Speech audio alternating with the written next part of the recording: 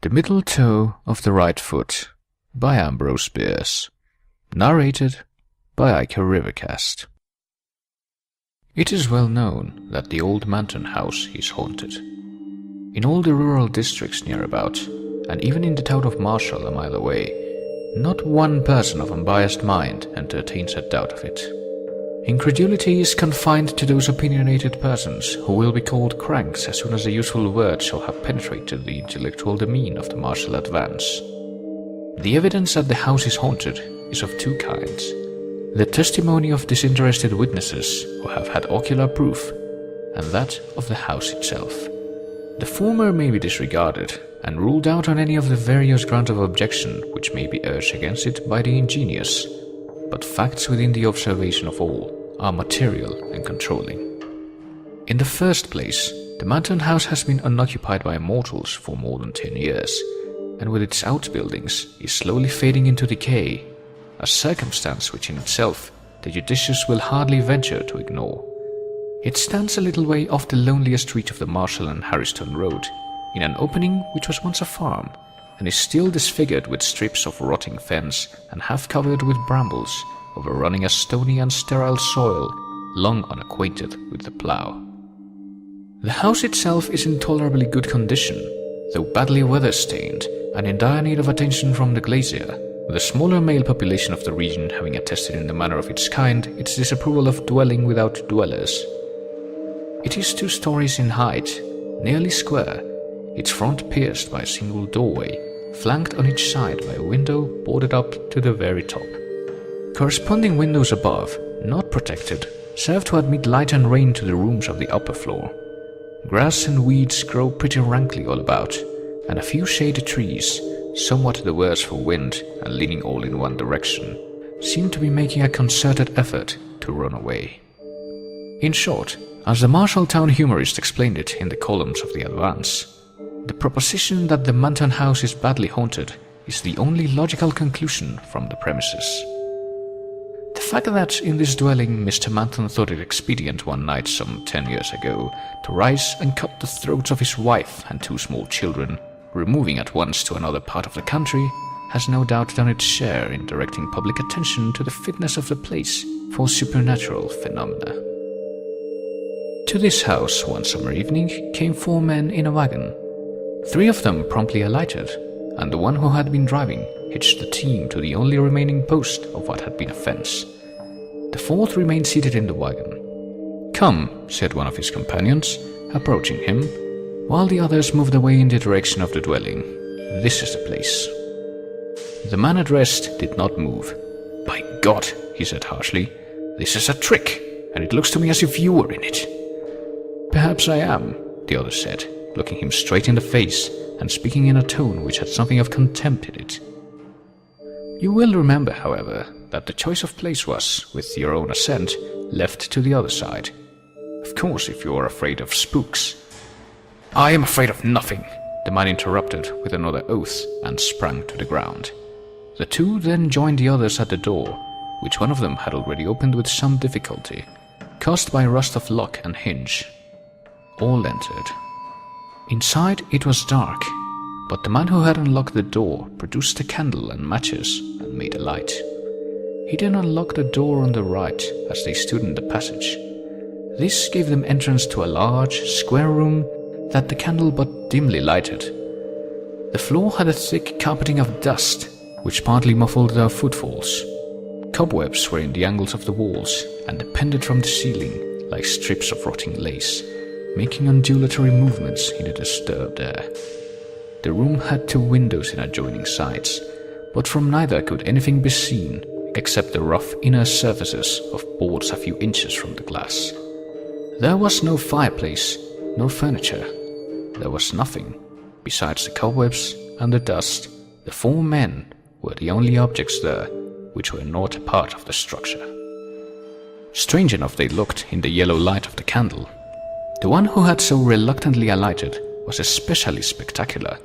He might have been called sensational.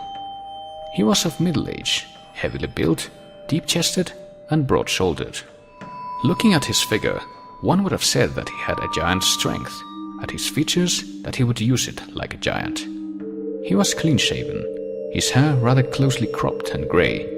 His low forehead was seamed with wrinkles above the eyes, and over the nose these became vertical. The heavy black brows followed the same law, saved from meeting only by an upward turn at what would otherwise have been the point of contact. Deeply sunken beneath these glowed in the obscure light a pair of eyes of uncertain colour, but obviously enough too small. There was something forbidding in their expression, which was not bettered by the cruel mouth and wide jaw. The nose was well enough, as noses go, but one does not expect much of noses. All that was sinister in the man's face seemed accentuated by an unnatural pallor. He appeared altogether bloodless. The appearance of the other men was sufficiently commonplace. They were such persons as one meets and forgets that he met. All were younger than the man described, between whom and the eldest of the others, who stood apart, there was apparently no kindly feeling. They avoided looking at each other. "Gentlemen," said the man holding the candle and keys, "I believe everything is right. Are you ready, Mr. Rosser?" The man standing apart from the group bowed and smiled. "And you, Mr. Grossmith?"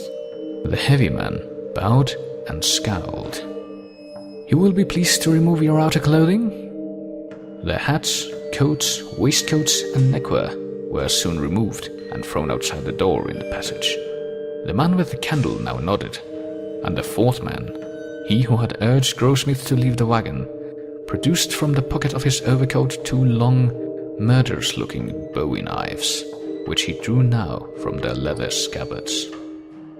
"They are exactly alike," he said, presenting one to each of the two principals. For by this time, the dullest observer would have understood the nature of this meeting. It was to be a duel to the death. Each combatant took a knife, examined it critically near the candle, and tested the strength of the blade and handle across his lifted knee. Their persons were then searched in turn, each by the second of the other. "If it is agreeable to you, Mr. Grossmith," said the man holding the light, "you will place yourself in that corner." He indicated the angle of the room farthest from the door, whither Grossmith retired, his second parting from him with a grasp of the hand which had nothing of cordiality in it. In the angle nearest to the door, Mr. Rosser stationed himself, and after a whispered consultation, his second left him, joining the other near the door. At that moment, the candle was suddenly extinguished, leaving all in profound darkness. This may have been done by the draught from the open door. Whatever the cause, the effect was startling. "Gentlemen," said a voice which sounded strangely familiar in the unaltered condition affecting the relations of the senses. "Gentlemen, you will not move until you hear the closing of the outer door." A sound of trampling ensued, then the closing of the inner door, and finally the outer one closed with a concussion which shook the entire building. A few minutes afterward, a belated farmer's boy met a light wagon which was being driven furiously towards the town of Marshall. He declared that behind the two figures on the front seat stood a third, with its hands upon the bowed shoulders of the others, who appeared to struggle vainly to free themselves from its grasp. This figure, unlike the others, was clad in white, and had undoubtedly boarded the wagon as it passed the haunted house. As the lad could boast a considerable former experience with the supernatural thereabouts, his word had the weight justly due to the testimony of an expert. The story, in connection with the next day's events, eventually appeared in the Advance, with some slight literary embellishments, and a concluding intimation that the gentleman referred to would be allowed the use of the paper's columns for their version of the night's adventure. But the privilege remained without a claimant. The events that led up to this duel in the dark were simple enough. One evening, 3 young men of the town of Marshall were sitting in a quiet corner of the porch of the village hotel, smoking and discussing such matters as 3 educated young men of a southern village would naturally find interesting. Their names were King, Sancher, and Rosser. At a little distance, within easy hearing but taking no part in the conversation, sat a fourth. He was a stranger to the others. They merely knew that on his arrival by the stagecoach that afternoon, He had written in the hotel register the name Robert Grossmith. He had not been observed to speak to anyone except the hotel clerk. He seemed indeed singularly fond of his own company, or as the personnel of the Advance expressed it, grossly addicted to evil associations. But then it should be said, in justice to the stranger, that the personnel was himself of a too convivial disposition, fairly to judge one differently gifted, and had, moreover, experienced a slight rebuff in an effort at an interview.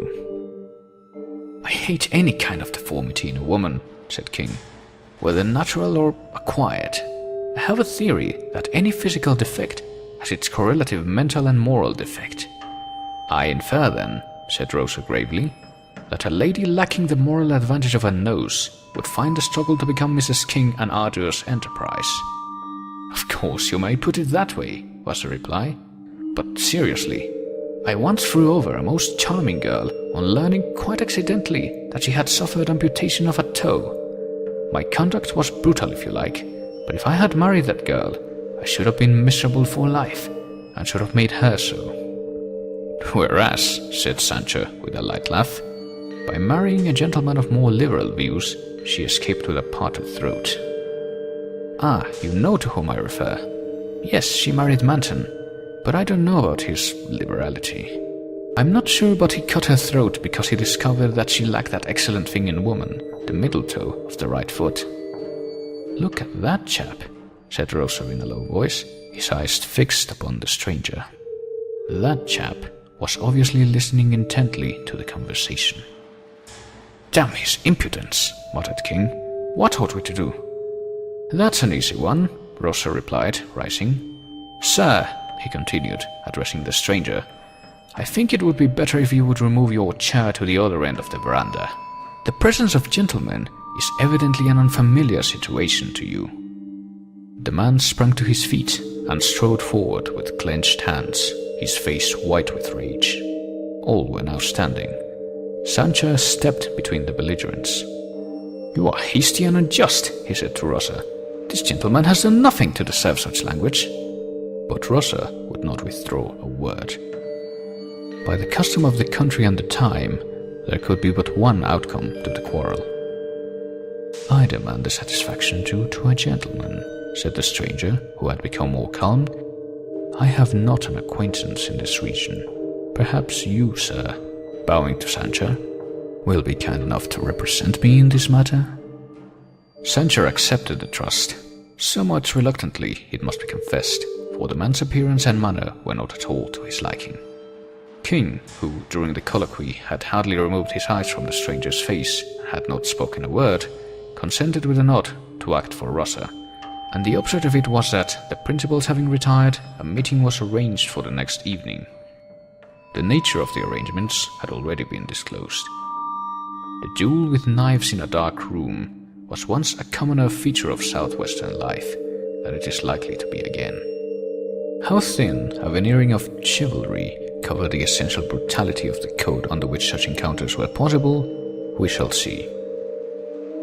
In the blaze of a midsummer noonday, the old Manton house was hardly true to its traditions. It was of the earth, earthy.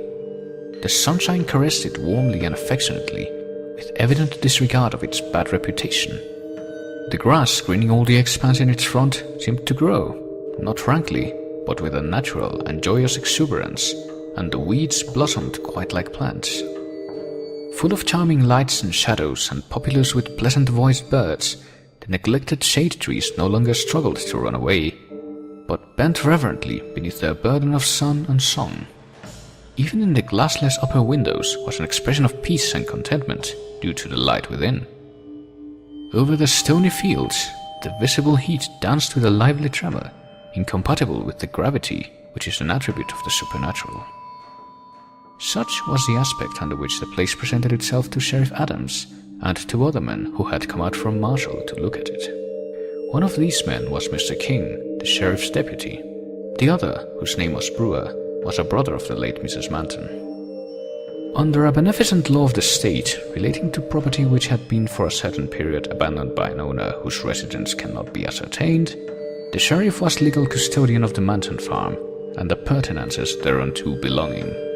His present visit was a mere perfunctory compliance with some order of a court in which Mr. Brewer had an action to get possession of the property as heir to his deceased sister. By a mere coincidence, the visit was made on the day after the night that Deputy King had unlocked the house for another and very different purpose. His presence now was not of his own choosing. He had been ordered to accompany his superior, and at the moment could think of nothing more prudent than simulated alacrity in obedience to the command. Carelessly opening the front door, which to his surprise was not locked, the sheriff was amazed to see, lying on the floor of the passage into which it opened, a confused heap of men's apparel. Examination showed it to consist of 2 hats and the same number of coats, waistcoats and scarves, all in a remarkably good state of preservation, albeit somewhat defiled by the dust in which they lay. Mr. Brewer was equally astonished, but Mr. King's emotion is not on record. With a new and lively interest in his own actions, the sheriff now unlatched and pushed open the door on the right, and the 3 entered. The room was apparently vacant. No. As their eyes became accustomed to the dimmer light, something was visible in the farthest angle of the wall. It was a human figure, that of a man crouching close in the corner. Something in the attitude made the intruders halt when they had barely passed the threshold. The figure more and more clearly defined itself. The man was upon one knee, his back in the angle of the wall, his shoulders elevated to the level of his ears, his hands before his face, palms outward, the fingers spread and crooked like claws. The white face turned upward on the retracted neck had an expression of unutterable fright. The mouth half open, the eyes incredibly expanded. He was stone dead. Yet, with the exception of a bowie knife which had evidently fallen from his own hand, not another object was in the room. In thick dust that covered the floor were some confused footprints near the door and along the wall through which it opened. Along one of the adjoining walls, too, past the boarded-up windows, was the trail made by the man himself in reaching his corner. Instinctively in approaching the body, the 3 men followed that trail. The sheriff grasped one of the outthrown arms. It was rigid as iron, and the application of a gentle force rocked the entire body without altering the relation of its parts. Brewer, pale with excitement, gazed intently into the distorted face. "God of mercy!" he suddenly cried. "It is Manton!" "You're right," said King, with an evident attempt at calmness. "I knew Manton. He then wore a full beard and his hair long, but this is he." He might have added, "I recognized him when he challenged Rosser. I told Rosser and Sancho who he was before we played him this horrible trick. When Rosser left this dark room at our heels, forgetting his outer clothing in the excitement and driving away with us in his shirt sleeves, all through the discreditable proceedings, we knew whom we were dealing with. Murderer and coward that he was." But nothing of this did Mr. King say. With his better light, he was trying to penetrate the mystery of the man's death, that he had not once moved from the corner where he had been stationed, that his posture was that of neither attack nor defense, that he had dropped his weapon, that he had obviously perished of sheer horror of something that he saw. These were circumstances which Mr. King's disturbed intelligence could not rightly comprehend. Groping in intellectual darkness for a clue to his maze of doubt, his gaze, directed mechanically downward in the way of one who ponders momentous matters, fell upon something which, there, in the light of day and in the presence of living companions, affected him with terror. In the dust of years that lay thick upon the floor, leading from the door by which they had entered, straight across the room to within a yard of Manton's crouching corpse, were 3 parallel lines of footprints. Light but definite impressions of bare feet, the outer ones those of small children, the inner a woman's. From the point at which they ended, they did not return. They pointed all one way. Brewer, who had observed them at the same moment, was leaning forward in an attitude of rapt attention, horribly pale. "Look at that!" he cried, pointing with both hands at the nearest print of the woman's right foot, where she had apparently stopped and stood. "The middle toe is missing! It was Gertrude!" Gertrude was the late Mrs. Manton, sister of Mr. Brewer.